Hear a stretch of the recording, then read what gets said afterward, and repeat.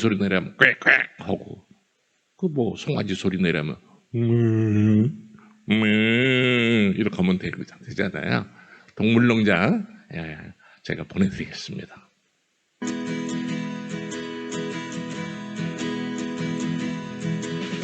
닭장 속에는 암탉이 꼬댁 문간 옆에는 거위가 꽥꽥 배나무 밑에 염소가 외양간에는 송아지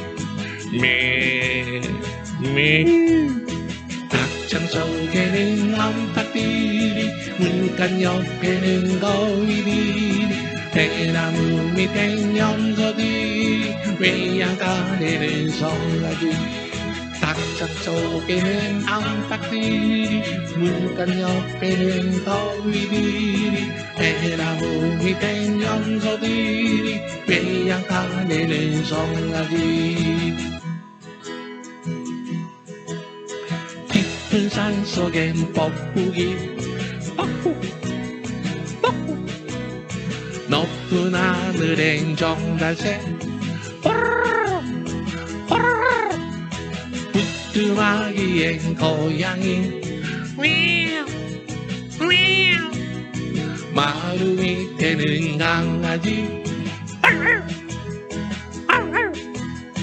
깊은 산 속엔 뻐꾸기가 높은 하늘엔 정달새가 부뚜막이엔 고양이가 마루 밑에는 강아지 깊은 산 속엔 뻐꾸기가 높은 하늘엔 정달새가 부뚜막이엔 고양이 마루 밑에는 강아지 우와야 우와야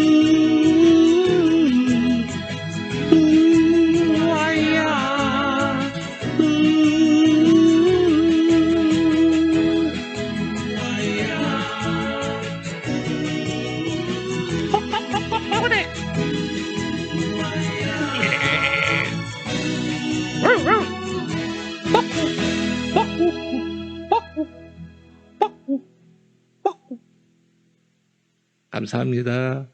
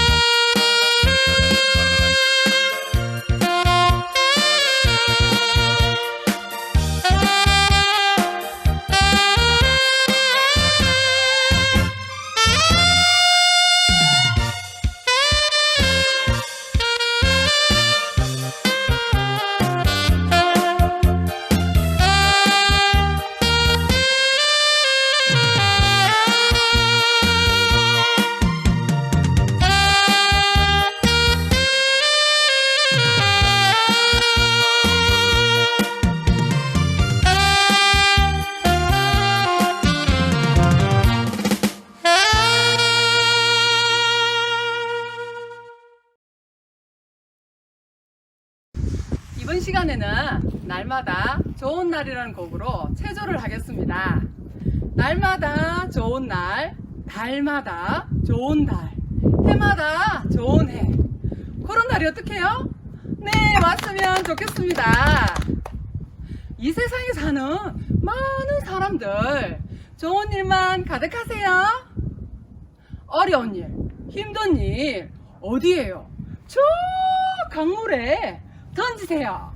던지세요. 던지세요. 던지세요. 어머님, 아버님, 올 한 해는 좋은 일만 가득했으면 좋겠습니다.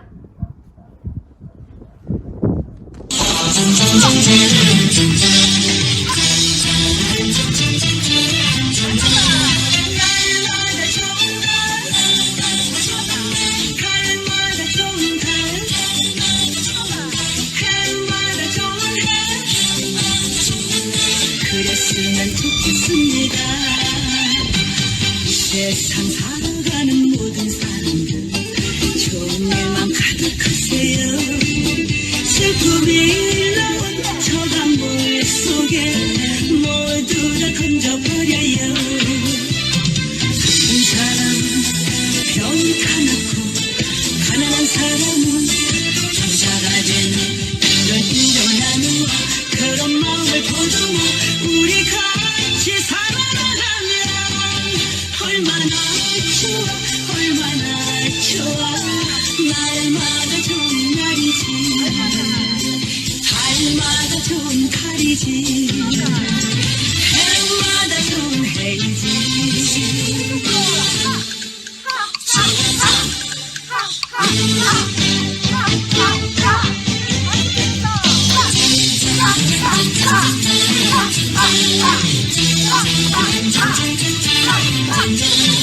날마다 좋은 날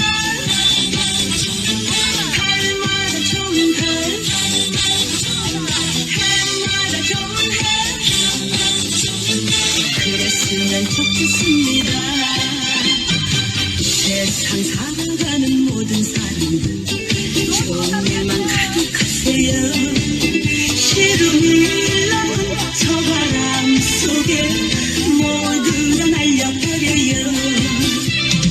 외로운 사람 친구를 얻고 이별한 사람 사랑을 찾는 그런 인정을 나누어 그런 마음을 보듬어 우리 같이 살아가면 얼마나 좋아 얼마나 좋아. 날마다 좋은 날이지 달마다 좋은 달이지 해마다 좋은 해이지. 아픈 사람은 병이 다 낫고 가난한 사람은 부자가 되는 그런 인정을 나누어 그런 마음을 보듬어 우리 같이 살아가면 얼마나 좋아 얼마나 좋아. 날마다 좋은 날이지 달마다 좋은 달이지 해마다 좋은 해이지.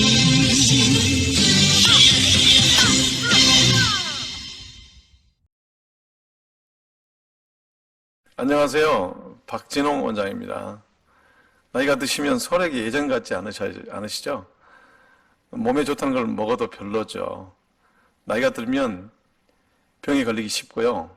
또 상처가 나면 잘 낫지 않죠. 소화불량도 잘하고. 늙으면 작은 상처가 나도 잘 낫지 않아서 많이 서러우실 것 같아요.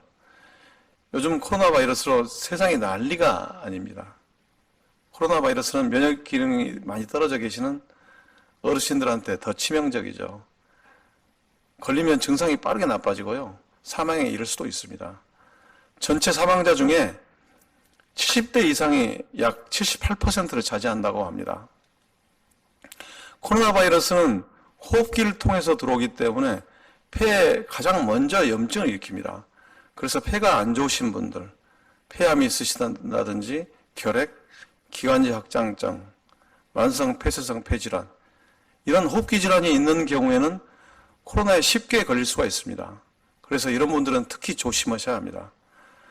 어르신들은 코로나 바이러스로 폐렴이 오면 예를 들면 폐렴 증세가 기침을 많이 한다든지 고열이 난다든지 이런 증세를 보이는데, 이런 전형적인 증세를 보인다는 것보다도 입맛이 떨어진다든지 숨이 가쁘고 또는 어지럽고 하는 이런 애매한 증상을 보일 수 있습니다. 그래서 치료 시기를 놓치기가 쉽습니다. 또 폐렴이 오면 어르신들은 면역 기능이 많이 떨어져 계시고 또 기침이나 이 가래를 잘 뱉어낼 능력이 떨어지셔서 급격하게 빠른 속도로 이 폐렴이 악화될 수 있습니다. 코로나에 안 걸리고 건강하게 지내셔야 하는데 어떻게 하면 이 코로나에 안 걸릴까요? 이게 여러분들 관심이실 겁니다. 먼저 비누 이야기를 한번 해볼까요? 손 씻기를 잘해야 한다는 이야기를 여러분들은 수도 없이 들으셨을 거예요. 특히 코를 풀거나 기침을 했을 때, 외출을 하고 돌아왔을 때 손을 꼭 씻으셔야 합니다. 공공 화장실에 여러분들 요즘 비누 다 비치해 놓잖아요. 그런데 다른 사람이 앞에 비누를 쓰고 갑니다. 그 비누 쓰는 거 불안하시죠? 옮기지 않을까 걱정하시죠? 옮길까요? 안 옮길까요? 알려드릴게요. 절대 안 옮깁니다. 비누가 바이러스와 관련해서는 현존하는 가장 강력한 소독제입니다. 믿어주세요. 사실입니다. 가장 강력합니다. 비누를 쓰는 것이 정답입니다. 왜 그러냐면 바이러스는 다 절반이 무생물입니다. 이 바이러스가 바닥에 떨어져요. 이 떨어지면 이 바이러스는 조건만 맞으면 몇 년이고 살아납니다. 몇 년이고 죽지 않습니다. 그런데 이 바이러스가 사람 손을 통해서 점막으로, 사람 몸 안으로, 세포로 들어오면 이게 막 증식을 합니다. 새끼를 막 칩니다. 이게 바이러스거든요. 눈에 안 보이지만 이런 먼지 같은 이런 입자라는 것입니다. 이게 계속 있다가 1년 후에 독감이 되고 감기가 되고 그렇습니다. 이게 바이러스거든요. 사람들은 손에 묻은 것을 비누로 씻으면 미끄러뜨려서 씻어낸다고 생각을 하거든요. 근데 그게 아닙니다. 잘못 아시는 것이거든요. 비누 효과는 바이러스를 죽여내는 것입니다. 이 바이러스의 구조라는 것이 단백질 껍데기로 쌓여 있거든요. 그리고 거기에 지방이 조금 들어있습니다. 기름기가 있거든요.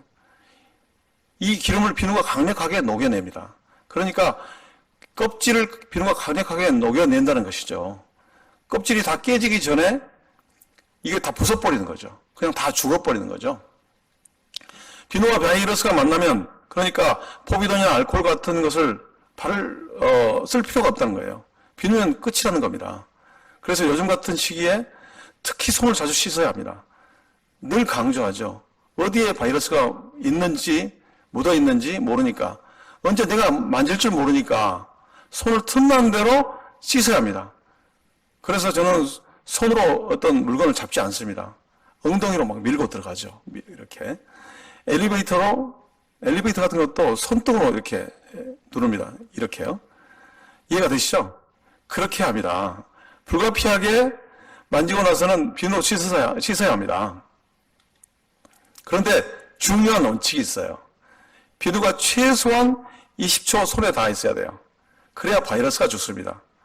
비누로 칠하는 것 20초, 물로 헹구는 것 10초, 그래서 30초가 나온 것입니다. 그리고 여러분들 생일 축하합니다 이 노래 아시죠? 이 노래를 2번 누르면서 손을 씻으세요. 한 번 부르는데 15초 걸리거든요. 2번 부르면 30초. 30초를 일일이 잴 수 없으니까 노래를 부르면서 씻으면 좋습니다. 노래를 속으로 부르세요. 생일 축하합니다. 생일 축하합니다. 사랑하는 어머니 생일 축하합니다. 이렇게요. 이렇게 2번 부르면 30초가 됩니다. 그러면 여러분의 손은 바이러스로부터 깨끗해집니다. 실제 질병의 70%가 손을 통해서 전염이 되거든요. 손 씻는 순서도 중요합니다. 흐르는 물에 비누로 씻는데 6개 순서로 30초 이상 씻는 것입니다. 첫 번째, 손바닥과 손바닥을 마주대고 문질러 줍니다. 그리고 두 번째는 손등과 손바닥을 대고 문질러 줍니다. 그리고 세 번째, 손바닥을 마주대고 손깍지를 끼고 이런 문질러 주고요. 그 다음 네 번째, 손가락을 마주 잡고 이런 문질러 줍니다. 그리고 5번째는 엄지손가락을 잡고 이렇게 씻어줍니다. 그리고 6번째는 손톱 밑을 다른 손바닥, 다른 손바닥, 반대편 손바닥을 세워가지고 이렇게 손톱 밑을 깨끗하게 문질러주면 됩니다. 이렇게 하시면 되고요. 다들 손 씻기 잘하고 계신다고 생각하시지만 충분한 시간을 두고 씻으셔야 합니다. 비누로 30초 이상 손 씻기 하는 것 절대 잊지 마셔야 합니다. 이 손을 씻을 수 없을 때, 이럴 때는 손 소독제를 쓰셔야 됩니다. 우리나라 사람은 항상 바쁘거든요. 이 손 소독제 바르는 것도 진짜 대충 합니다. 너무 바빠가지고요. 뭐가 바쁜지. 그래서 이것도 똑같이 30초, 아까 제가 말씀드렸던 이 6가지 동작을, 6가지 구석구석, 손가락 사이사이, 손등, 손바닥, 엄지손가락, 손톱 밑, 이런 데 전부를 적셔주셔야 됩니다. 그리고 충분한 양을, 500원짜리 동전 크기 정도를 충분히 짜서 비벼주시는 게 좋거든요. 다음에 또 중요한 것이 여러 사람들이 모이는 것을 안 하셔야 됩니다. 사회적 거리 두기라고 하시죠. 외출 삼가하시고요. 사람이 많이 모이는 것은 피하셔야 됩니다. 특히 환기가 안 되는 곳, 밀폐된 장소는 피하셔야 됩니다. 사람을 만날 때는 옆 사람과 2m는 떨어져 있어야 됩니다. 2m는 어느 정도 되냐면요, 양팔을 이렇게 벌렸을 때 서로 닿지 않은 정도, 이 정도가 되겠습니다. 악수 같은 이런 신체 접촉은 안 하시는 게 좋습니다. 코로나에 걸리지 않으려면 손 씻기를 한 다음에 꼭 마스크를 이제 쓰기를 잘 하셔야 되는데, 마스크 쓰기 전에 무엇부터 먼저 해야 될까요? 먼저 아까도 말씀드렸던 손 씻기를 하셔야 됩니다. 깨끗이 씻은 손으로 이 마스크를 꺼내십니다. 이렇게. 잘 보이시나요? 처음에는 이 깨끗이 씻은 손이기 때문에 마스크를 만져도 크게 문제는 안 됩니다. 그래서 마스크를 이렇게 해서 철심이 있는 데를 먼저 위로 가게 합니다. 그렇게 해서 귀고리로 이렇게 마스크를 써줍니다. 그리고 철심 있는 이 부분 이렇게 잘 눌러주시고 당겨주시고 얼굴에 맞게 조정해 주시면 됩니다. 그런데 이렇게 하는 것보다도 더 중요한 건 이후가 더 중요합니다. 마스크를 벗을 때는 양쪽 귀고리만 잡고 벗어야 합니다. 벗은 후에는 바로 손을 씻어야 합니다. 벗은 마스크는 귀고리 부분으로 걸어두는 것이 제일 좋습니다. 걸어둘 곳이 없으면 종이박스 같은 곳이라든지, 그리고 종이박스가 없으면 마스크 바깥쪽이 위로 향하게 이렇게 보관하시면 됩니다. 마스크의 바깥 부분은 이 바이러스가 엄청 오염이 되기 쉽거든요. 다른 사람의 침방울이 닿기도 하고 해서 이걸 만지면 이 손을 통해서 바이러스가 다 퍼지거든요. 쓰기 전, 쓴 후, 이 모두 이때마다 손을 씻으셔야 됩니다. 이걸 꼭 유념해 두셔야 돼요. 마스크 쓰는 것도 중요하지만 마스크를 쓰고 벗고 할 때마다 손을 씻는 거, 이게 정말 중요하거든요. 이걸 꼭 기억해 두셔야 됩니다. 그리고 이 바깥에 멀리 떨어져 있고 탁 트인 곳 있잖아요. 사람들이 밀집해 있지 않은 곳, 이런 곳은 안 쓰셔도 됩니다. 그렇지만 바이러스 밀도가 높은 곳, 밀폐된 공간, 이런 데는 마스크를 쓰는 걸 꼭 챙기셔야 되거든요. 그래서 엘리베이터라든지 버스라든지 택시 안, 이런 곳은 꼭 쓰셔야 됩니다. 좁은 공간에 여러 사람이 오래 머무는 곳, 이 세 가지는 꼭 피해야 됩니다. 내가 머무는 공간이 좁다, 사람이 많다, 세 번째, 오래 머물러 있다. 이 세 가지는 꼭 피해야 됩니다. 이 세 가지가 높으면 코로나 바이러스가 위험해집니다. 그리고 이때 꼭 마스크를 쓰셔야 됩니다. 실내에서는 꼭 쓰셔야 됩니다. 애절이 아니고요. 이거는 의무입니다. 다음에 기침 애절이 가장 중요한데요. 기침할 때는 옷소매로 이렇게 입과 코를 가리고 하셔야 됩니다. 또는 이 휴지라든지 손수건 같은 것으로 가리면서 하셔야 됩니다. 그냥 손으로만 가리는 것은 위험합니다. 손은 기침을 완전히 차단하지 못하거든요. 손에 묻은 이 바이러스가 또 퍼질 수가 있으니까 옷소매라든지 또는 손수건 또는 티슈 같은 걸로 막으시고 휴지나 이런 걸로 막으셔서 기침하셔라. 그리고 이 옷소매로 이제 기침을 한 다음에 이 옷소매를 손으로 터시는 분이 있는데 이거 안 하셔야 됩니다. 이 다시 손이 오염될 수 있거든요. 절대로 옷소매는 터시면 안 됩니다. 어르신들은 고혈압이나 또는 당뇨병이 많이 있으신데 고혈압약이나 당뇨병 약 이거 꼭 챙겨 드시는 걸 유념하셔야 됩니다. 요즘 코로나 때문에 병원 가기 어려우시잖아요. 또 코로나 걸릴까 무서우니까 병원도 안 가시고 약도 안 타시는데 이 복용 중이던 약물은 절대 중단하시면 안 됩니다. 코로나 시대라서 요즘 병원에서는 전화 처방도 가능하거든요. 대리 처방도 가능하거든요.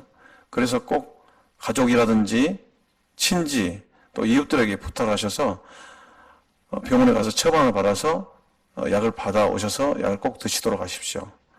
또 안 될 경우에는 전화를 하셔도 됩니다. 그리고 흡입제를 사용하시는 분들도 있는데 이것도 중단하시면 안 됩니다. 반드시 병원에서 지시한 대로 그 흡입제를 계속 사용하시고 또 안 되면 대리 처방, 전화 처방을 받으셔서 약을 끊기지 않도록 신경 쓰셔야 됩니다. 알게 모르게 어르신들 집에 바이러스가 들어와 있을 수 있습니다. 그래서 실내 환기가 중요합니다. 폐쇄된 공간은 바이러스 전파가 될 가능성이 많거든요. 그래서 하루에 2번 내지 3번, 30분씩 환기를 해주셔야 됩니다. 집안에 있는 바이러스를 없애는 좋은 방법이죠.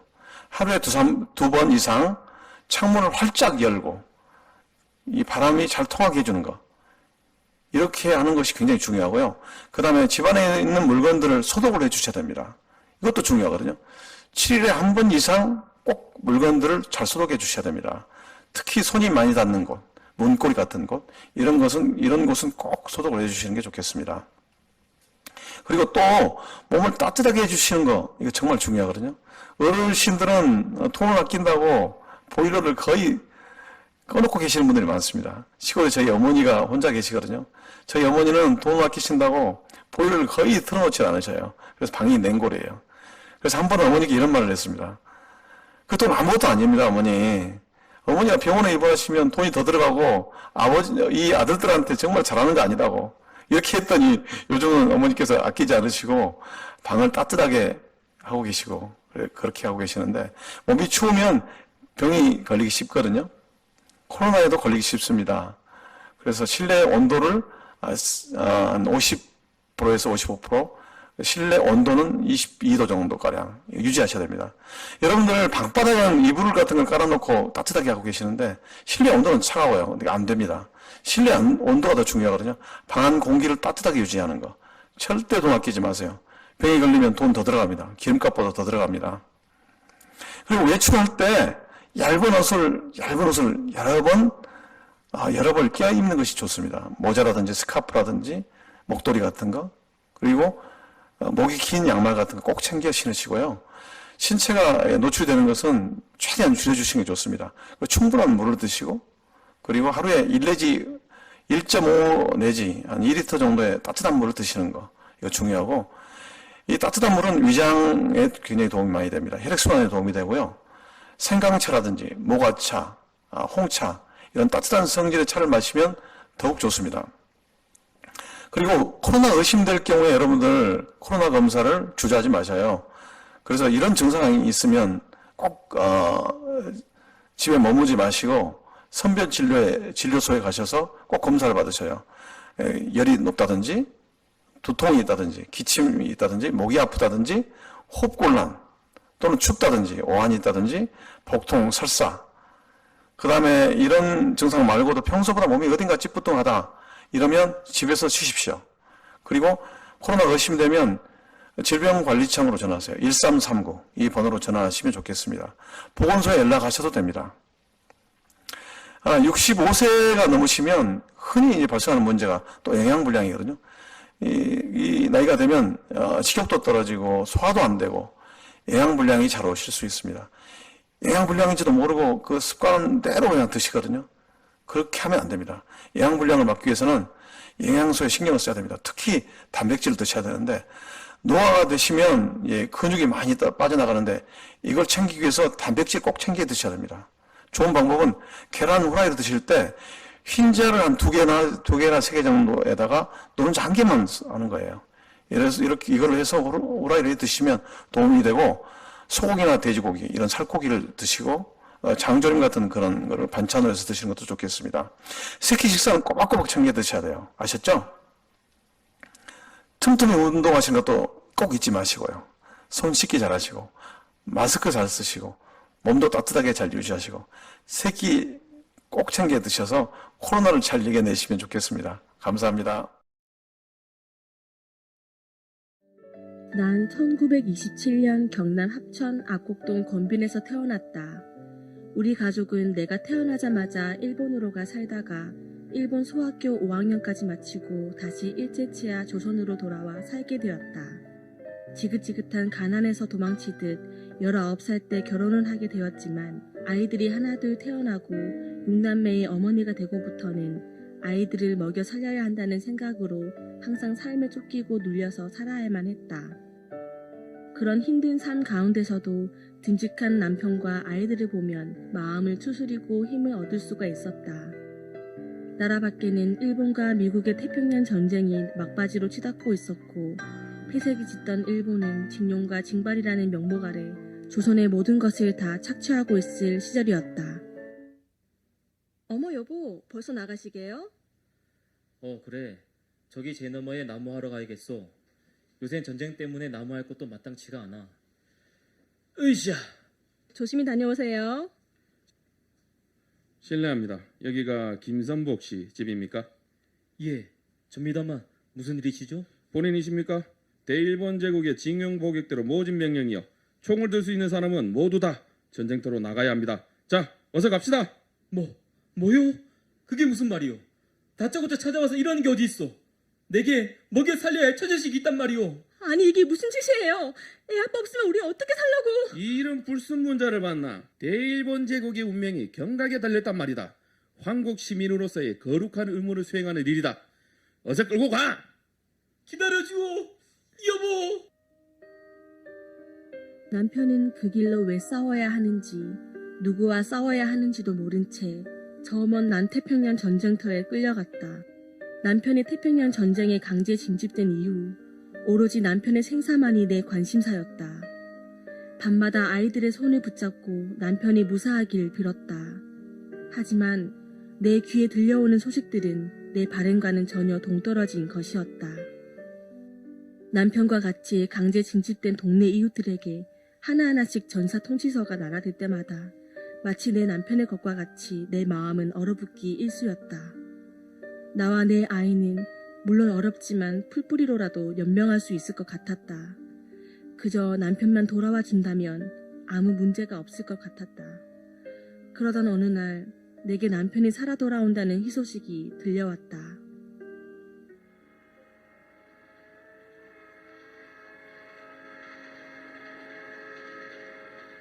아이고, 이런 전쟁터에서 살아 돌아오다니. 참말로 하늘이 도왔어. 그러게 말이다. 건넌 마을의 이은장님 댁 외아들은 죽었는지 살았는지 소식도 없고 영순이 아버지 지 새끼도 못 알아보는 불구가 되었는데 말이다. 근데 말이야, 이렇게 전쟁 한창인데 도로 집으로 돌려보내는 거 보면 수일이 아범 혹시 어디 한 군데 크게 다친 건 아닌지 몰라? 예끼 옆엔 내가 무슨 말을 그렇게 하노? 수일이 아버지 나이도 있고 다 수일이 애미 지성이 가르쳐서 하늘이 도운 거지. 저기 오는 사람 수일 아범 아니야? 당신이야? 정말 당신이야? 여보, 정말 무사히 살아오셨군요. 정말 다행이에요. 당신, 고마워. 기다려줘서. 나 전쟁터에서도 늘 당신과 우리 애들 생각만 했어. 다 잘 있지? 애들도 다 잘 있는 거지? 그럼요. 여보, 저희 다 잘 있어요. 애들도 잘 크고. 근데 여보, 혹시 당신 앞이 잘 안 보여요? 그게 말이야. 전쟁통에서 조금 다쳤는데 의사가 곧 괜찮아질 거래. 남편이 살아 돌아왔다는 기쁨도 잠시, 곧 좋아지리라 생각했던 남편의 눈은 점점 나빠져 결국 두 눈의 시력을 완전히 잃고 말았다. 마냥 슬퍼하고 있을 수는 없었던 난 눈먼 남편과 6 아이들을 먹여 살리기 위해 안 해본 것이 없을 정도로 열심히 닥치는 대로 하루도 쉬지 못하고 일을 하며 살았다. 그러다가 6.25 사변이 일어나던 해 둘째 아이가 홍역으로 죽고 피난길에서 5살 된 큰아이도 먹을 것이 없어 그만 굶어 죽고 말았다. 차갑게 식은 아이를 안고 차라리 나를 데려가라고 애꿎은 하늘을 향해 울부짖어 보았지만 아이는 다시 일어나지 않았다. 그러던 중 친척 오빠의 권유로 교회를 다니게 되었고 그 후부터 하나님이란 존재에 의지하고 싶던 마음이 컸다. 그러다가 친정인 경남 합천으로 이사를 가게 되었고 그곳에서는 교회를 찾아 돌아다녔지만 찾을 수 없었다.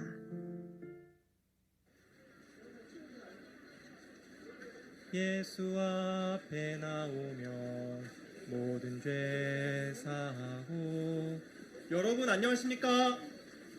혹시 여러분 마음에 남모를 죄가 있습니까? 삶의 고통이나 어려움이 있습니까? 여러분 예수님 앞에 나오십시오. 예수님께서 그 고통이나 죄를 다 지고 가셨습니다. 아니, 저분들은 누구지? 아주머니, 예수님 믿으세요? 생선만 파시는 게 아니라 예수님을 꼭 믿으셔야 됩니다. 아, 나 오늘 막 장사도 안 돼가 파리만 꼬이가 막 고마 살고 싶은데 뭐 이상한 것들도 꼬이노. 예수님은 무슨 예수님? 내는 이 고등어가 예수님이고 부처다. 아주머니, 예수님 안 믿으시면 나중에 죽어서 지옥 가세요. 지옥은 불로 소금 치듯 하는 곳입니다. 뭐 불로 소금? 불로 소금 치지 말고 자 여기 진짜 소금으로 팍팍 치줄게. 너희들도 소금 간치가 배 따고 여기 다라이에 일렬로 눕고 싶은 갑제. 일로 온나? 일로 온나? 내가 딱 묵기 좋고로 장만해줄게. 어디부터 썰어줄까? 어? 머리부터 해줄까? 꼬리부터 해줄까? 아니면 뼈째 쌩그리 줄까? 경수 엄마 참아라마. 갈치새이 메이로 빼짝 말라가 썰어도 한 끈도 안 나오겠다. 뼈밖에 없어가 묵을 게 없다. 인건비도 안 나온다. 참아라 참아라. 아주머니, 다음에 또 올게요. 뭐 지요? 내가 얼마나 착한 사람인데 고기 회칠 때 고기랑 눈도 못 마주치는데 미안해가 대가리 딸 때도 요래 고개 돌리고 치는데 요새 시절이 하수상에서 벨놈들이 다 있다니까. 눈먼 남편과 항상 배고픈 내 아이를 건사하며 밤마다 누워서 하나님 욕을 해댔다. 그런 힘든 삶 중에 그나마 내가 의지할 수 있는 곳은 오로지 하나님뿐이었다. 주위 어디를 둘러봐도 나를 이 삶의 굴레에서 풀려나게 해줄 수 있는 사람은 없었다. 하나님만이 나를 위로해주고 하나님 앞에서만 내 어려운 삶을 토하고 응석을 부릴 수 있었다. 하지만 새로 이사한 합천에서는 근방의 교회를 찾을 수 없었고 나는 진정한 하나님의 종을 보내달라고 기도를 드렸다. 그러다가 시장에서 초라한 행색의 젊은 전도자를 보게 되었다. 그 전도자가 바로 하나님께서 내게 보내신 종일까? 만약 그렇다면 꼭 다시 만나게 해달라고 기도를 드렸다. 전도사 총각 벌써 나왔나? 네, 아주머니. 잘 주무셨어요? 잘 주무셨냐고? 내가 저놈의 남편하고 사는 동안은 이 두 다리를 펴고 자본 적이 없어. 에이, 내가 무슨 죄를 지어서.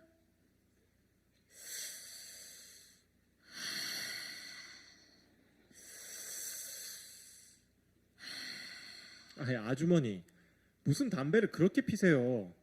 그리고 신문지에 말아 피면 납성분 때문에 건강에도 안 좋아요. 총각은 몰라. 내 속이 어떤지. 나는 골치가 아팠어. 이 담배라도 펴야 속이 풀린다고. 저는 이만 방으로 들어가겠습니다. 야야, 돌비 엄마야, 집에 있나? 아이고, 어서 오거라. 무겁제, 어서 내려놓거라. 오늘 미역이 물이 좋아가지고 돌변만 생각이 나서 왔다 아이가. 그래, 잘 왔다. 일단은 힘들게 왔는데 여 앉아 편히 좀 쉬거라. 아이고, 뭐 솥이 저렇게 작은 게 있나? 솥? 아, 저거 우리 거 아니고 저번 달에 요 아랫방에 대구에서 새 들어온 사람들끼다. 새 들어왔다고? 뭐 하는 사람들인데? 뭐더라? 그래, 맞다. 전도사라 카드라. 그 교회 전도사 말이다. 뭐? 전도사님? 사람들은 많이 모이나? 알라들 몇몇 오더라. 안녕하세요, 아주머니. 우리 주인댁 아주머니 친구 되시나 보군요. 아니, 이분은... 제가 이렇게 보니까 교회 다니는 분 같은데요? 그렇죠? 내가 이 꼴로 어째 교회 다닌다 하노? 아닙니다. 교회 안 다닙니다. 제가 보니까 맞는 것 같은데요. 아주머니, 교회 다니시죠? 아닌데. 아이고 참. 옛날에 조금 나갔어요. 그렇죠. 아주머니, 교회를 아무리 다니셔도 마음에 죄를 씻지 못하면 안 다니는 거나 마찬가지입니다. 우리가 아무리 노력해도 마음에 죄가 있으면 지옥에 갈 수밖에 없어요. 전도사님. 제가 전도사님 얘기를 더 듣고 싶은데 지금 머리가 너무 아파서 죄송합니다. 그 젊은 전도사님의 이야기를 듣는 순간 난 너무 두려워졌다. 이름도 모르는 젊은 전도사님이지만 그의 입에서 나오는 말들은 내 마음을 크게 흔들었다. 내가 이 땅에서 이런 고통을 겪고 있는데 죽어서까지 그런 고통을 당해야 한다니 너무 두렵고 끔찍해서 견딜 수가 없었다. 그 후 난 열흘 동안 열병을 앓았다. 남편과 아이들을 건사하려면 시장에 나가서 한 푼이라도 벌어와야 했지만 두려움과 마음의 충격이 너무 커서 일어날 수가 없었다. 하나님께서 마냥 나를 잊지 않으셔서 시장에서 본 그 젊은 전도사님을 만나게 해주신 것이라면 다시 그 전도사님을 내 앞에 데려다 달라고 하나님께 빌고 또 빌었다. 아주머니 계세요? 건너마을에 새들어 사는 박옥수 전도사입니다. 잠시 들어가도 될까요? 아이고 전도사님 오셨습니까? 어서 들어오세요. 안 그래도 제가 전도사님 찾아뵙고 싶었는데 열흘 동안 열병이 나서 꼼짝을 못했습니다. 아이고 참, 아주머니 아시다시피 전 가진 것도 없고요, 그리고 돈도 없어요. 하지만 제겐 하나님의 복음이 있습니다. 예. 여기 보세요. 요한복음 3장 16절 말씀입니다. 하나님이 세상을 이처럼 사랑하사 독생자를 주셨으니 이는 저를 믿는 자마다 멸망치 않고 영생을 얻게 하려 하심이라. 아주머니, 하나님이 그 아들을 세상에 보내신 것은 그 아들 예수의 피로 우리의 죄를 사하시려고 하신 것입니다. 아주머니를 너무 사랑하셔서요. 그리고 그 예수님을 믿는 자마다 영생을 얻는다 되어 있습니다. 아주머니의 죄를 예수님의 피로 다 씻으셨기 때문에 아주머니는 의인이 되었고 영생을 얻게 되었다는 거예요. 아주머니께서 하나님을 잘 섬겼든 그렇지 않았든 상관없어요. 그 예수님을 믿기만 하면 영생을 얻는다고 하나님은 말씀하고 계십니다. 네. 그리고 여기 히브리서 10장 17절, 저희 죄와 저희 불법을 내가 다시 기억지 아니하리라. 하나님은 자기 아들 예수의 피로 우리 인간들의 죄를 깨끗이 씻은 사실을 분명히 기억하고 계십니다. 그래서 우리 죄는 기억을 하시지 못하는 거예요. 모두 다 이미 사해졌기 때문에요. 물론 아주머니의 죄도 마찬가지입니다. 이미 깨끗이 사해져 버려서 하나님은 아주머니에게서 죄를 찾으려 해도 찾을 수가 없습니다. 의인이 되었단 겁니다. 그렇구나. 이미 난 예수님의 피로 의인이 되었던 거구나. 사실 전 지금까지 나를 이렇게 살게 하신 하나님이 너무나 원망스러웠어요. 제 남편을 보면 차라리 죽어버렸으면 좋겠다고 생각을 해본 적도 있고, 전쟁통에 못 녹여 죽은 아이들을 생각하면 하나님께 욕도 많이 했어요. 그 다음 날이면 그게 또 겁나서 하나님 앞에서 울고 또 회개하고, 아무리 기도해도 늘 죄로 인해 마음이 무거웠는데 이제 나는 천국에 들어갈 수 있네요. 초라하고 가진 것 없이 보였던 박옥수 전도사님이었지만 그 전도사님 입에서 나오는 말씀은 그동안 나를 옥죄고 있었던 삶에 대한 고통과 죄를 단번에 해결해 주었다. 난 항상 내 남편의 눈을 멀게 하시고 아이들을 데려가신 하나님에 대한 원망으로 가득 차 있었지만 구원을 받은 후부터 내 삶의 어려움과 고통을 주셔야 했던 하나님의 마음을 알게 되었다. 나보다 20살은 어린 전도사님이셨지만 그의 입에서 나오는 말씀 하나하나가 나를 살게 했고 앞으로 살아갈 수 있는 소망을 주었다. 그래서 매일 집에서 된장국을 끓여서 갖다 주고 맛있는 음식이 생기면 또 갖다 주고 하면서 전도사님을 마음으로 섬겼다. 때로는 어두운 밤길에 여우를 만나 혼이 난 적도 있었지만 전도사님을 섬기는 것이 너무 즐거웠다.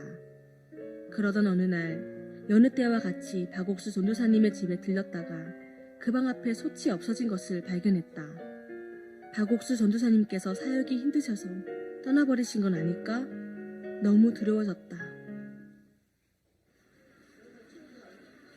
예수 앞에 나오면 모든 죄 사하고 마음의 기쁨. 아이 전도사님 여기 계셨습니까? 아, 네, 손자매님. 제가 거창 장팔리 교회로 옮기게 되었는데 자매님께서 장사를 나가셔서 미처 알려드릴 수가 없었어요. 죄송합니다. 저는 그것도 모르고 전도사님 방 앞에 솥 없는 거 보고 얼마나 놀랐는지 아십니까? 힘드셔서 영영 떠나신 줄 알고요. 가슴이 절렁 내려앉았어요. 장날에 오면 노방전도 하러 오시겠다 싶어서 왔는데 다행히 계시네요. 반갑습니다, 전도사님. 아이고, 이거 미리 알려드리지 못해 정말 죄송해요. 자매님, 여기 잠깐 앉아보세요. 네, 왜 그러십니까? 자매님, 이제 압곡동에서는 자매님이 복음을 전하세요. 예? 복음이요? 아이고, 제가 어떻게 복음을 전합니까? 성경도 모르고 일본에서 살다 와가 한국말도 잘 할 줄 모릅니다. 아니, 자매님 속에 하나님께서 복음을 전하는 것이지 누가 자매님 보고 복음을 전하라고 합니까? 그래도 저는 말씀도 전해본 적 없고 아무것도 못합니다. 아니, 하셔야 됩니다. 아이고, 저는 못해요, 전도사님. 자매님, 제가 아무리 어려도 하나님의 종입니다. 종의 말씀을 무시하시는 겁니까? 아니, 그건 아니고 예. 전도사님도 떠나시고 없는 압곡동에서 혼자 어떻게 할 것인지 너무나 막막하고 어려웠지만 전도사님의 말씀을 저버리기는 힘들어 일단 성경 공부를 시작하기로 했다. 성경도 모르고 또 찬송도 아는 것이 없지만 일단 동네에 모여노는 아이들을 성경과 찬송 공부를 한다고 하고 집으로 모았다. 그리고는 달력 뒤에 적은 찬송을 부르고 박옥수 전도사님께 들은 성경 말씀을 전했다. 찬송의 곡이 맞는지 틀린지 또 성경 말씀을 옳게 전하는지도 몰랐다. 아무도 가르쳐주는 이도 없고 무엇이 맞는지 알 수도 없었기 때문에 그저 전도사님께서 말씀하셨던 복음을 계속 전하기만 할 뿐이었다.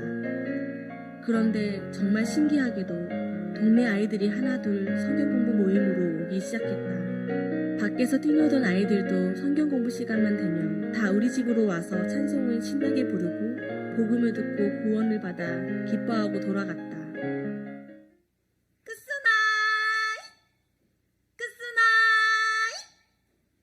야들이 어디 갔노? 저녁밥 시간 훨씬 남았는데.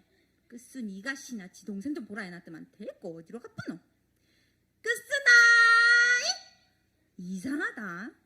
우물가에서 애들 맨날 고무줄 뛰고 놀았었는데 동네 애들이 다 어디 갔지? 여 좀 보이소. 칠과에배요. 동네 아들이 죄다 어디로 간지 아십니까? 또 동네 아들 그 아들 다 저기 그 손을 쓴 아줌의 집에 다 갔다 이가.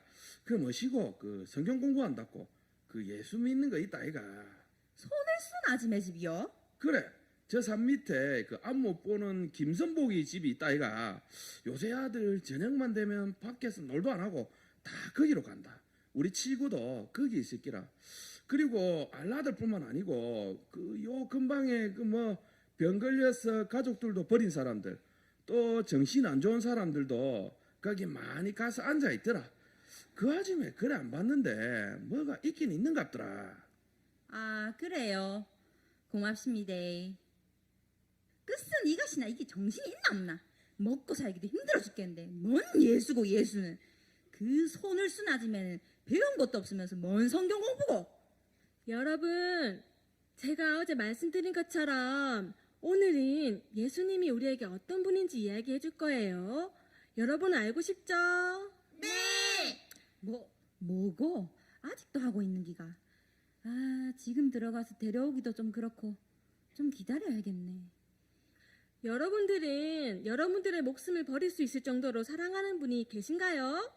네, 저는 우리 엄마를 위해서라면 죽어도 될 정도로 사랑합니다. 아우, 끝생이. 저가 신나가 웬일이고? 그냥 죽는 게 아니고 십자가에서 못이 박혀야 하는데 아, 그 건물이네요. 안 되겠습니다. 제가 생각이 짧았네요. 저가 신나가 예수님은 여러분들을 너무 사랑하셔서 십자가에 못이 박히고 창으로 찔리면서 여러분들의 죄를 위해서 기꺼이 피를 흘리셨답니다. 그 예수님의 피가 이 세상 모든 사람들의 죄를 다 씻고 의인으로 만드신 거예요. 여기 이 하나님의 말씀을 같이 읽어보죠. 하나님이 세상을 이처럼 사랑하사 독생자를 주셨으니 이는 저를 믿는 자마다 멸망치 않고 영생을 얻게 하려 하심이라. 네, 여러분 잘 읽었어요. 이 말씀에서 세상은 여러분들을 말하는 것이고 독생자는 바로 예수님을 말하는 거예요. 하나님은 여러분들을 너무 사랑하셔서 그 아들이신 예수님을 우리에게 주셨어요. 우리의 죄를 다 씻고 천국에 들어갈 수 있도록 말이에요. 또 이 말씀을 다 같이 읽어보아요. 하나, 둘. 또 저희 죄와 저희 불법을 내가 다시 기억지 아니하리라. 이 말씀은 하나님께서 우리에게 하신 말씀이에요. 우리 죄를 하나님은 기억을 못 하신다는 거예요. 하나님은 거짓말을 하시는 분이 아니에요. 하나님께서 기억을 못 하신다면 정말 못 하시는 거예요. 우리 죄가 다 흰눈같이 다 깨끗이 사해졌기 때문이에요. 여러분, 이 말씀 믿어지나요? 네. 그럼 이 말씀을 믿고 마음의 죄가 다 씻어진 사람은 손 들어보세요. 저요. 정말 감사하네요. 그럼 우리 여기 이 찬송 다 같이 크게 불러봐요. 시작. 슬픈 근심 많은 세상 탄식하는 인생 죄짐은 갈보리산 위에 예수는 우리 주. 아따야, 신기하네. 어떻게 그 예수님이란 분은 내를 한 번도 본 적이 없을 낀데 어째 그리 나를 사랑하셔서 내 죄를 다 씻어주셨을꼬. 진짜 고마운 분이시네. 저 아짐의 이야기를 듣다 보니까 내도 내 죄가 다 씻어졌네. 손을 쓴 아지매가 그냥 시장의 장사꾼인 줄 알았는데 큰 선생이네, 선생. 손을 쓴 자매님은 박옥수 전도사님의 말씀을 따라 압곡동에서 교회를 시작하셨습니다.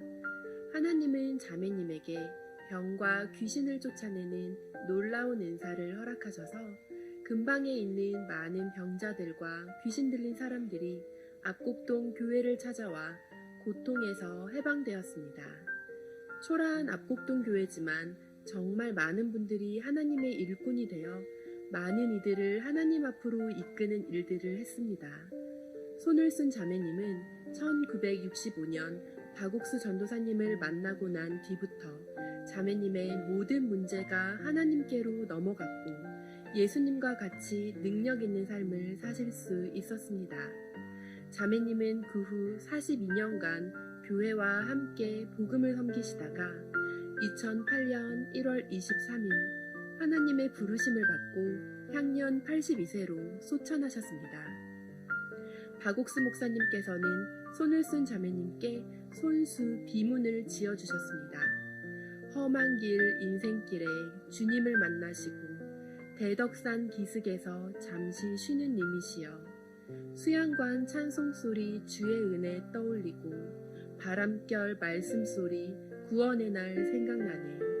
님 가신 자욱마다 복음의 꽃 피어나고 걸어가신 길목마다 주의 영광 나타나네. 자매님의 육신은 다시 이 땅에서 뵐 수 없지만 자매님의 간증은 아직도 남아서 우리에게 감사와 소망을 주고 있습니다.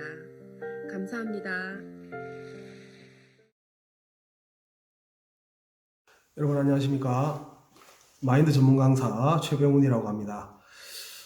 이렇게 우리 거창의 실부분들 만나게 되어서 너무 기쁘고 반갑습니다. 오늘 저희가 이제 나눌 강연의 주제는 제목은 이름입니다. 이름. 먼저 PPT 자료를 한번 보겠습니다. 제가 읽어보겠습니다. 아들을 낳으리니 이름을 예수라 하라. 이는 그가 자기 백성을 저희 죄에서 구원할 자이심이라 하니라. 세상에 많은 사람들은 다 이름이 있습니다. 그렇죠? 예수라는 이름도 하나님께서 지어주셨고, 저도 저희 할아버지께서 제 이름을 지어주셨습니다.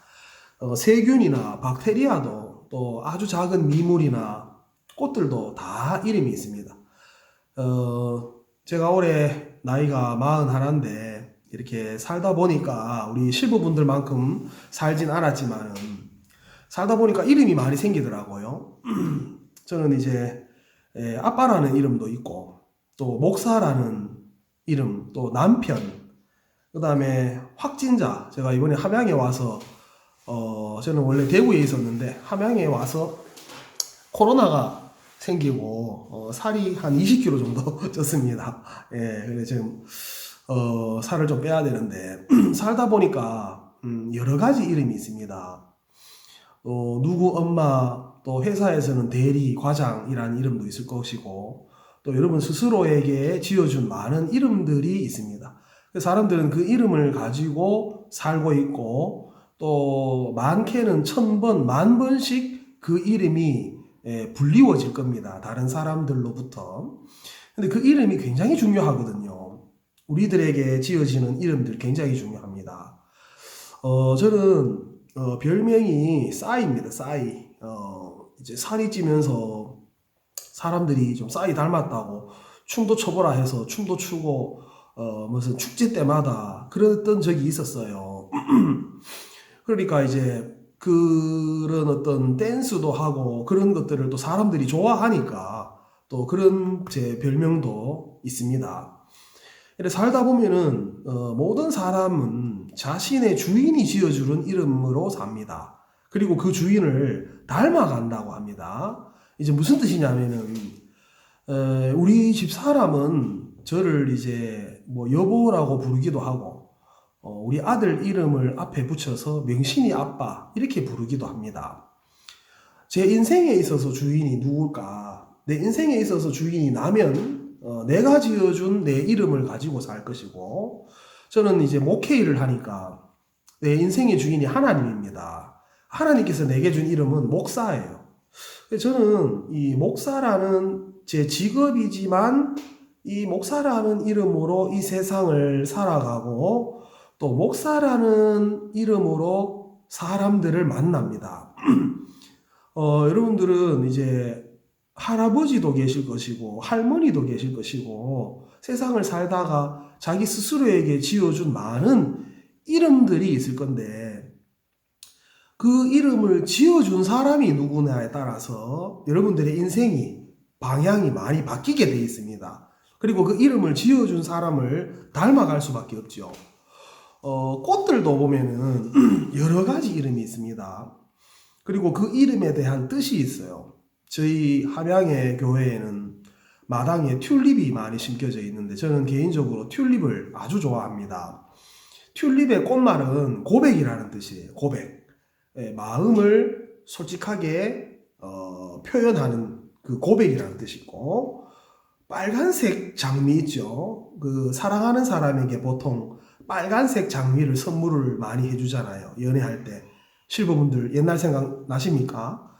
그 탱고라는 춤을 출 때 저희 아버지 어머니께서 예전에 춤을 좀 추셨는데 브루스나 지루박 같은 이런 춤을 추셨었어요. 춤을 출 때 보면은 보통 남자들이 입에 뭐를 물고 있습니까? 빨간 장미를 물고 있죠. 그 빨간 장미가 뜻하는 게 뭐냐면 정열, 열정, 어떤 그런 뜻을 가지고 있다는 거죠. 그런 장미들, 그런 붉은 장미, 흰 장미, 노란 장미들도 다 이름이 있고 그 이름에 뜻이 다 있다는 거죠. 이 세상에 요즘에 새로운 직업이 만들어졌는데 그게 뭐냐면 네이미스트라는 직업이 있습니다. 이름을 지어주고 돈을 받는 직업이에요. 그래, 우리가 생각할 때 흔히 이름 뭐 아무 때나 지으면 되지. 그걸 뭐 또 이름을 돈 주고 살까? 예전에 우리 어른들은 장명 가게에 가서 이름을 지어주시고 30만 원짜리 이름을 받아오시기도 하고 또 50만 원짜리 이름을 받아오기도 하고 그런 이름을 지어주는 장명 가게가 있었잖아요. 요즘에는 이게 한층 업그레이드 되어서 네이미스트라고 합니다. 회사나 기업의 어떤 신제품이 나왔을 때 그 제품의 이름을 이 네이미스트들이 지어줍니다. 그리고 그 이름을 값을 받아서 팔아요. 그 많이 받으면은 얼마까지 받겠습니까? 이름 하나를 지어주고 얼마까지 받을까요? 100만 원? 500만 원? 아닙니다. 6천만 원씩 받아요. 그러니까 뭐 냉장고 이름 중에 디오스, 뭐 아니면 과자 이름 중에 뿌셔뿌셔, 짜요, 그다음에 휴대폰 애니콜, 뭐 롯데리아, 미스터 피자, 뭐 음료수 중에 미연은 석류를 좋아해. 뭐 이런 회사의 그 제품들의 이름들이 그냥 지어진 이름이 아닙니다. 그 이름 하나로 말미암아서 매출이 몇 억씩 왔다 갔다 하는 거예요. 그래서 이 회사 대기업들은 이름 하나를 짓더라도 절대 그냥 짓지 않습니다. 전문 네이미스트들에게 업주를 맡기고 그 네이미스트들은 그 시대의 흐름 또 소비자들의 구매 성향 그 다음에 시장 조사를 통해서 과학적으로 이름을 짓습니다. 그래서 여러분들도 이름을 가지고 있으실 테지만 이 이름은 굉장히 중요하다. 제가 이제 결혼을 하고 성경을 읽었는데 성경에 잠언입니다. 그는 사랑스러운 암사슴 같고 아름다운 암노루 같으니 너는 그 품을 항상 족하게 여기며 그 사랑을 연모하라. 이 성경 구절을 읽고 내 아내가 하나님 보실 때는 암사슴 같구나, 사랑스러운 암사슴 같구나. 그래서 제 휴대폰에 제 아내 이름을 암사슴이라고 이렇게 해놓은 적이 있습니다. 닉네임을. 이 닉네임을 자기가 이름 짓기 나름이잖아요. 뭐 아빠, 엄마, 또 친구 중에 미워하는 사람이 있으면 XX 나쁜 놈 뭐 이런 식으로 이름을 불리기도 하지만 우리 스스로가 다른 사람의 이름을 지어주고도 살지 않습니까? 그렇죠? 그래 이제 제 아내 이름을 암사슴이라고 지었는데 제가 너무 좋은 거예요. 왜? 저는 누구랑 사는 거죠? 네, 암사슴하고 사는 거예요.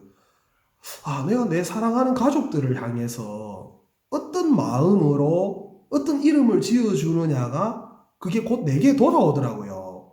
여러분들 이제 자식들 있지 않습니까? 그 자식을 아이고 저런 원수 같은 놈, 배우자를 향해서도 평생 왼수라고 우리 남편을 향해서 이름을 지어주면 그 사람은 평생 왼수랑 사는 거예요. 예.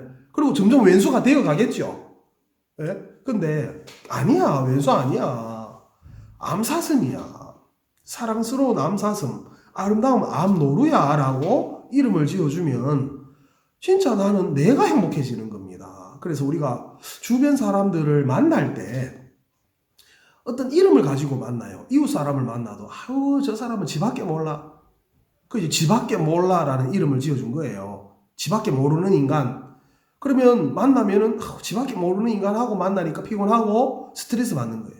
근데 아니야. 저 사람은 세계 최고의 친구야. 세계 최고로 좋은 사람이야. 저는 이제 목사인데 나는 변변찮은 목사야. 그냥 나는 시골 교회에 무능력하고 그냥 뭐 작은 교회 하나 해가 그냥 이래 있는 그냥 뚱뚱한 그냥 목사야. 그럼 나는 평생 저는 뚱뚱한 목사로 사는 거예요. 근데 아니야. 제가 이름을 짓는 거예요. 나는 세계 최고의 목사야. 그러면 또 속에서 뭐라 합니까? 너 살만 디릭디릭 쪄가지고 너 무슨 돼지지? 넌 세계 최고의 돼지야. 그럼 너 이제 제 마음에서 싸우는 겁니다. 이름 짓는데 목숨 걸으셔야 돼요. 네? 아니야, 나는 세계 최고의 목사야. 여러분들은 무슨 이름으로 살아가십니까? 저는 그냥 아이고 이놈의 팔자야, 아이고 이놈의 인생이야, 아이고 내 죽겠다 늘 나 죽겠다, 아이고 아파 죽겠다라는 이름 지어 놓은 사람은 그냥 아프다가 죽어요. 그런 이름 짓지 마십시오. 스스로에게 거울 보고 오늘부터 우리 실버분들 그렇게 이름 짓지 마시고, 나는 세계 최고의 미남이야 뭐 이런 거, 나는 세계 최고로 행복한 사람이야, 나는 우리 아버지가 하나님이야, 나는 부자야. 여러분, 부자가 돈을 많이 벌어서 부자가 되는 게 아니고 부자라고 믿어야 부자가 되는 겁니다. 마음에서도 부자라고 믿어야 내가 마음이 부자가 되는 거예요. 그래서 오늘부터 아이고 몸 어디 하나 고장나서 아이고 아파 죽겠다 소리 하지, 죽겠다라는 이름을 스스로에게 지어주지 마십시오. 저는 이제 아들이 애가 이제 3명이 있는데, 큰아들이 태어나서 6살, 7살이 됐는데, 우리 아들 얘기 좀 하겠습니다. 얘가 이제 잘 못 걷더라고요. 그리고 말을 잘 못하는 거예요. 얘가 왜 말을 잘 못하지? 친구들은 계단을 올라갈 때 2발로 걸어 올라가는데, 우리 아들은 이렇게 막 기어서 계단을 올라가더라고요. 왜 저러지? 주변에서 유전자 검사를 큰 대학병원에 가서 해보라고 누가 이제 얘기를 해주셔서, 유전자 검사? 그래서 이제 우리 아들을 데리고 대구에 있는 큰 대학병원에 가서 유전자 검사를 했는데, 여자가 성염색체가 XX고 남자가 성염색체가 XY인데 우리 아들이 이제 Y가 하나 더 있는 거예요. 그래서 XYY 증후군인 거예요. 그게 영어로 이제 제이콥 증후군이라 하는데, 이런 증후군이 있는 애들은 이제 말을 잘 못하고 공부도 잘 못하고 이제 책을 잘 못 읽는다고, 이제 인지 능력이 떨어진다고 의사가 얘기를 하더라고요. 그래서 제가 너무 어려웠어요. 왜? 내가 이제 아빠인데 내가 유전자가 좀 안 좋아서 이런 아들이 태어났나. 기도도 많이 하고 집사람하고 울기도 많이 울었어요. 우리 아들이 왜 모자라게 태어났을까. 그러게 걱정을 하던 찰나에 제가 알던 목사님께 기도를 한번 받았습니다. 목사님 기도해 주시는데 뭐라 하시냐면은, 이 어린 것이 부족한 부분이 있는데 이 부족한 것이 오히려 복을 받을 수 있는 계기가 되게 해달라고 기도하시더라고요. 저는 좀 모자라는 게 안 좋은 거라고 생각했는데 목사님은 다르게 생각하시는 거예요. 저는 모자라는 거는 안 좋은 거야 라고 이름을 지어놨는데 목사님은 다르게 이름을 지어주시는데, 그게 뭐냐면 부족한 것이 오히려 복을 받을 수 있는 기회다라고 이름을 지어주셨어요. 그래서 제가 마음을 바꿨고 우리 아들을 향한 이름을 바꾼 겁니다. 우리 아들 좀 부족하지만 오히려 더 복을 얻을 거야. 주변 사람들에게, 하나님에게 더 복을 얻을 거야. 부족한 것은 안 좋은 게 아니고 더 채울 수 있고 복을 받을 수 있는 좋은 거야 라고 이름을 바꿨어요. 그리고 나서 우리 아들이 이제 점점 이제 변하는 겁니다. 그래서 집에서도 이제 우리 아들 안 모자라, 우리 아들 천재야, 우리 아들 똑똑해. 그래서 자꾸 말 시키고 하니까 얘가 말을 자꾸 시키니까 말도 더 잘하는 거예요. 그전에는 좀 모자라니까 말도 안 시키고 그랬는데, 아니야, 이름을 바꾸고 천재야. 그래서 우리 아들 말 자꾸 시키니까 얘가 이제 밖에 나가서도 고등학생 형들한테 가서도 막 얘기도 잘하고 노래도 잘 부르고 더 좋아지는 겁니다. 참 신기하더라고요. 그래서 이제 다시 그 병원에 의사 선생님 찾아갔어요. 이렇게 자꾸 집에서 교육을 시키고 가르쳐주고 하면은 이런 증후군을 가진 아이들이 더 이렇게 언어 발달이 성장할 수 있습니까? 하니까 충분히 바뀔 수 있다고 하더라고요. 그리고 어떻게 교육을 하느냐에 따라서 좋아지고, 그리고 아버님 장점이 하나 있습니다 그러시는 거예요. 의사 선생님께서. 그게 뭡니까? 하니까 이런 XYY 증후군을 가진 아이들은 20살이 되면은 키가 평균 190까지 큽니다. 아무리 안 커도 키가 188까지 큰다 하더라고. 그래서 제가 너무 이제 좋은 거예요. 너무 기쁜 거예요. 왜? 내 마음에서 우리 아들은 좀 모자라. 우리 아들 XYY 증후군이야. 이렇게 이름을 지어놓고 살았단 말이에요. 근데 마음을 바꿨어요. 아니야, 우리 아들 천재야. 우리 아들 좋아. 안 모자라. 이렇게 이름을 바꿨는데 실제로 그렇게 그 이름대로 되어져 간다는 거죠. 야, 이게 내가 생각을 어떻게 하느냐에 따라 다르구나. 저는 대한민국의 남자로 태어났습니다. 여러분, 대한민국이라는 나라를 좋아하십니까? 저는 이 대한민국을 좋아합니다. 누가 뭐래 해도 우리 대한민국이 최고라고 제 마음에서 이름을 지어놨어요. 제가 어떻게 대한민국에 태어났는지 잘 모르겠지만은 대한민국은 최고입니다. 저는 우리나라를 사랑해요. 우리나라 최고의 국가야. 대한민국 좋은 나라야. 그러면 물론 문제도 많죠. 대한민국에 문제점도 많고 부족한 부분도 많아요. 하지만 대한민국 좋은 나라야 라고 이름을 지어주는 겁니다. 그러면 내가 행복해지는 거예요.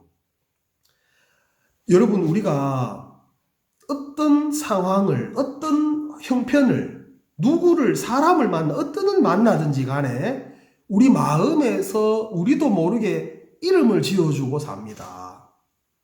아이고, 이거 교통사고 당하는 건 안 좋은 거야. 아이고, 이번에 우리 애가 이런 일이 생겼는데 저런 일이 생겼는데 이거 안 좋은 거야. 안 좋은 거라는 이름을 지어놓고 사는 사람들 계속 안 좋은 것만 생길 겁니다. 이런 말이 있잖아요. 웃어라. 모든 사람이 너를 기쁘게 할 것이다. 울어라. 모든 사람이 너를 울릴 것이다. 우리 마음에서 어떤 이름을 지어주고 살 것이냐. 아까 서두에 제가 예수라는 이름을 하나님께서 지어주셨습니다. 이름을 지어주신 하나님께서 예수라는 이름에 걸맞게 저희 백성을 저희 죄에서 구원할 자로 만들어 가시더라고요. 여러분, 우리가 스스로 지어준 이름 말고 다른 사람이 내게 지어준 이름도 있고, 여러분 스스로 여러분들을 자책해서 이름을 짓지 마십시오.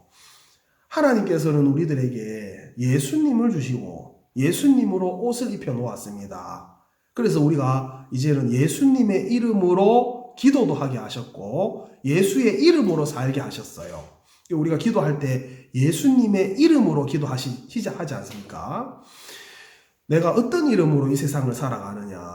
여러분, 이제 여러분 스스로 지어준 이름 말고 하나님께서 지어주신 이름, 그 예수로 이 세상을 살아가시고 우리 죄를 다 씻어주시고 이제 죄에서 구원해 주신 그 예수님을 기억하면서 소망을 가지고 건강하고 밝은 노년을 보내시면 하는 마음에서 제가 오늘 잠깐 강연을 드렸습니다. 이렇게 저를 초청해 주셔서 너무 감사하고 또 다음에 기회가 되면은 또 우리 코로나가 끝나고 또 오프라인으로 또 이렇게 만날 수 있으면 너무 좋겠습니다. 감사합니다. 다들 건강하십시오.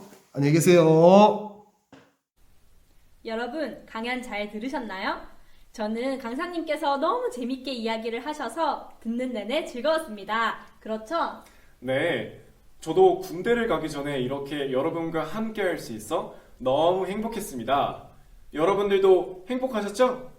네, 거창 아림 실버대학과 함께 쭉 즐겁게 보내기로 해요.